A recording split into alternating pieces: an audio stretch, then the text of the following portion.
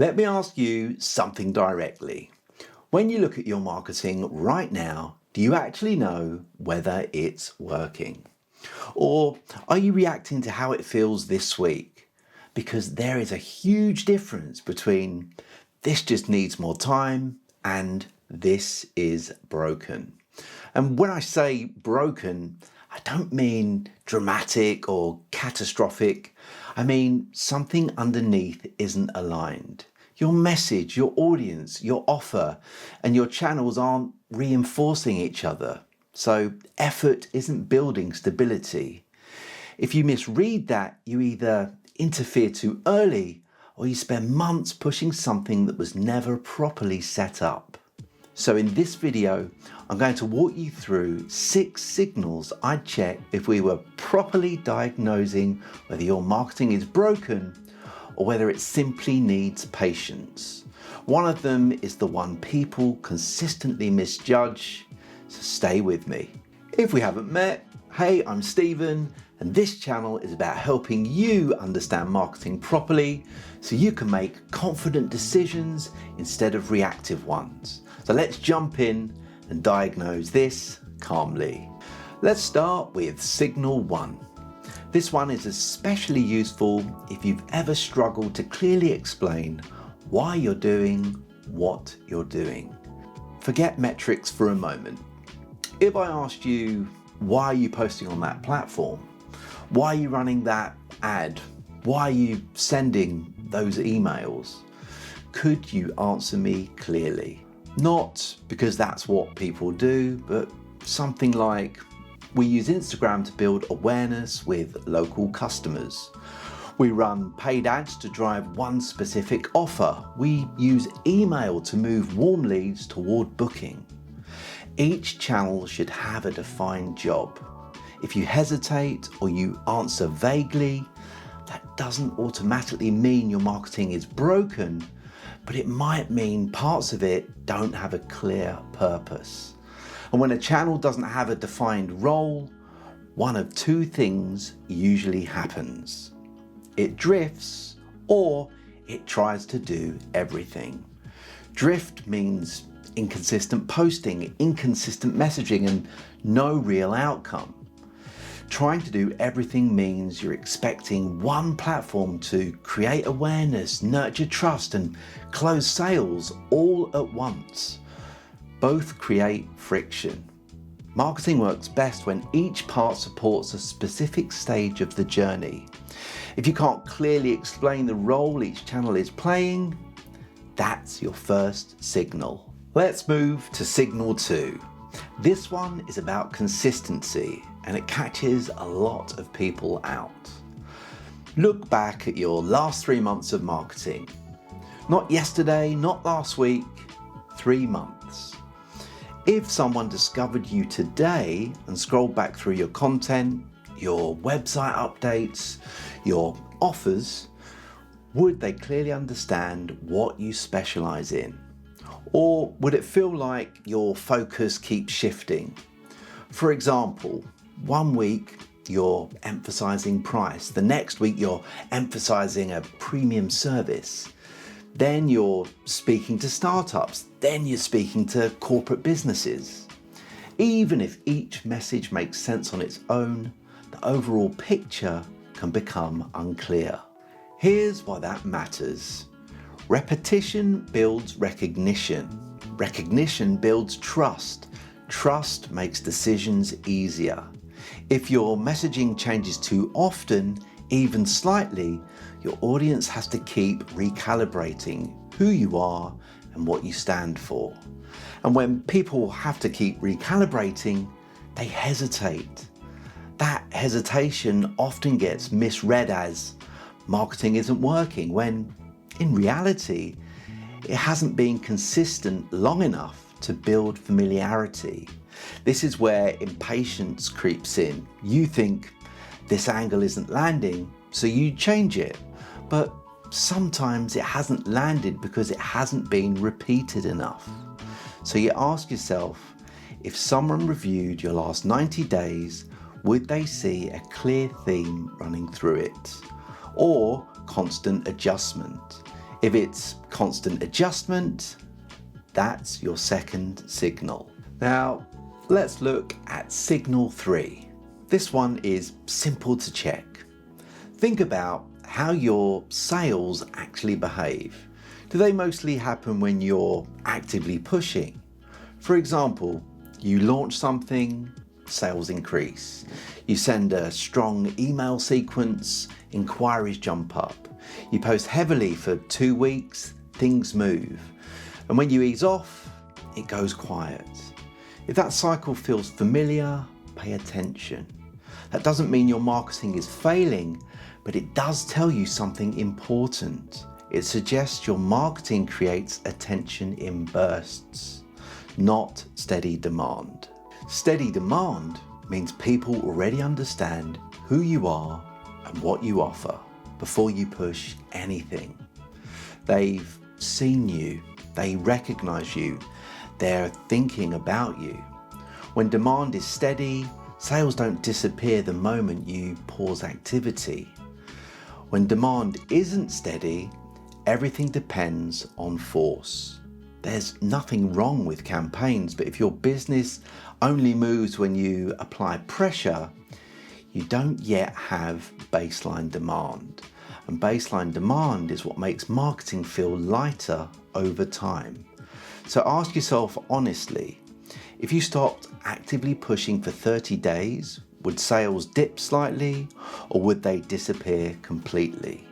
If they disappear completely, then that's your third signal. As you're listening, you've probably already felt one of these land more heavily than the others. That's the one to examine first. You don't need all 6 to be broken. 2 misalignments can make everything else feel unstable. Just take a moment to notice which one is closest to home. Let's move to signal 4. This one is about who your marketing is attracting. Think about your last handful of inquiries, whether that's 5, 10, or even just the last 3 conversations that you've had. When those people reached out, did they already feel like a good fit for your business? Or did the conversation start with you having to clarify who you actually work with, what you actually specialize in, what you don't do, or why your pricing sits where it does? If you regularly find yourself explaining the basics of your positioning, that's useful data. It doesn't mean your marketing is broken, but it might mean it's too broad. Broad marketing attracts attention. Specific marketing attracts fit. When your messaging is too general, you'll get interest, but you'll also get mismatch. And mismatch creates friction in sales conversations. Healthy marketing does some of the filtering before someone ever books a call with you. If the filtering only happens once you're already in the conversation, something upstream needs tightening. So ask yourself, are most of your recent inquiries already close to the right fit? Or do you spend a lot of time disqualifying? If it's the second, then that's your 4th signal. Let's move to signal 5. This one is about effort. Ask yourself something simple. Is marketing getting even slightly easier than it used to be? Not effortless, just easier. For example, are sales conversations shorter than they were a year ago? Do people understand what you do more quickly? Are fewer objections coming up repeatedly? Does one piece of content support the next? Marketing is always heavier at the beginning, and that's normal. But over time, some parts should start to feel lighter. If a year into consistent effort, you're working just as hard for each sale, explaining the same fundamentals again and again, chasing cold leads in the same way, then nothing is reinforcing itself. Reinforcement simply means this: past effort should make future effort more efficient. Your content should build familiarity. Your positioning should shorten conversations. Your visibility should warm prospects. If every month feels like starting from scratch, something isn't stacking. And when nothing stacks, growth feels permanently effort dependent. So you ask yourself honestly, compared to where I was 12 months ago, is this even slightly easier? If the answer is no, then that's your fifth signal. Final one, let's move to signal 6. This one is about understanding your results. When something goes well, a campaign performs, a post lands, sales increase, can you clearly explain why? Not guess, not the algorithm must have liked it. Specifically, which audience responded? What problem did it speak to? What message connected? What stage of the buying journey were they in? If you can answer those questions, you're learning something repeatable. If you can't, success starts to feel random, and random success is stressful, because if you don't understand what caused the result, you can't recreate it intentionally. Healthy marketing produces patterns you can recognize and repeat. Broken marketing produces pleasant surprises you can't reliably reproduce. So ask yourself, when something works in your business, do you understand the cause? Or does it feel like luck? If it feels like luck, then that's your 6th signal. Let me make this real for you. A few years ago, I worked with a growing professional services business. Solid team, good client relationships, consistent effort going into marketing. From the outside, nothing looked broken, but inside it felt frustrating. Some months were strong, some months dipped sharply, and leadership couldn't confidently explain why. Their first instinct was the one most people have. We need more activity. So they increased output, more content, more campaigns, more outbound. They weren't lazy, they weren't inconsistent. They were just reacting, and nothing stabilized. That's when we stepped back and ran through almost exactly what we've been covering today. Signal 2, consistency, showed up immediately. Their messaging shifted depending on internal priorities. If a new service needed attention, marketing pivoted. If a sector had a strong month, messaging pivoted again.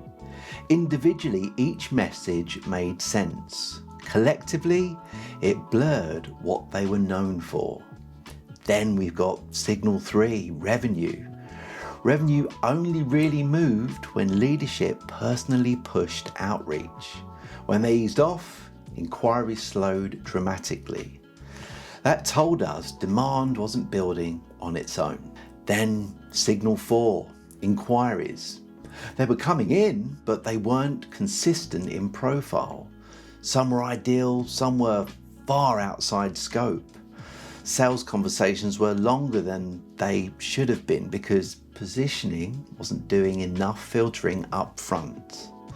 And now here's the important part. Nothing was collapsing. They were still making sales, which is why it was easier to misread the situation as we just need more volume.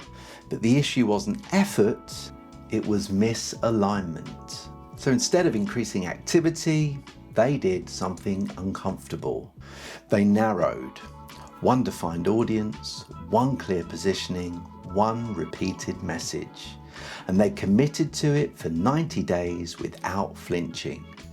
The first month felt slow, which is exactly where impatience usually creeps in. But by month 3, 3 things had changed. Sales calls were shorter, prospects already understood the value, revenue stopped swinging as violently. Not explosive growth, predictable growth. And predictable is powerful. That's what diagnosis does.